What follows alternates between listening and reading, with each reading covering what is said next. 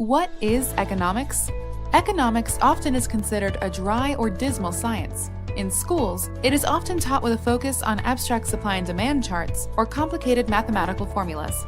When we think about economics or the economy, we think about money, goods or services, or perhaps government policy. Although these are aspects of an economy, economics at its core is about human actions. It's about the choices and actions we make as individuals. It's about our individual wants, needs, and abilities. And it's about how we interact with others to benefit each other and build the society around us. Imagine, for example, if a single person were stranded on a deserted island. For this person, let's call him Bob, the top priority is obvious: survival. He needs water, food, and shelter. Some of Bob's resources are obvious. There may be coconuts or berries that can be foraged for food. Just as important, however, is his time. He must economize his time, dedicating it so as to best ensure his own survival. Does Bob focus on finding water, or does he dedicate his first few hours to building a shelter? Right away, Bob is forced to make decisions about trade-offs, the costs of making one decision over another.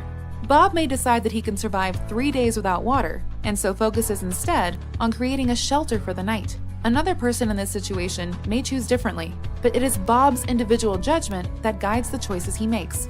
Bob's decision may not be the right one. Risk and uncertainty are an inherent part of our human existence. Perhaps Bob ends up spending so much time building a shelter that he does not give himself enough time to find water when he desperately needs it.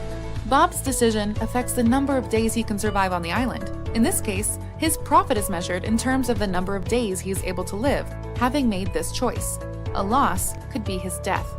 Notice that Bob's economic decisions have nothing to do with money. They are simply the choices that he makes facing an uncertain future. Luckily, most of our economic decisions are not matters of life and death, but basic decisions that we all make every day. These decisions all have costs and benefits that must be weighed by the individual, and this is as true for every person anywhere in the world as it is for someone on a deserted island.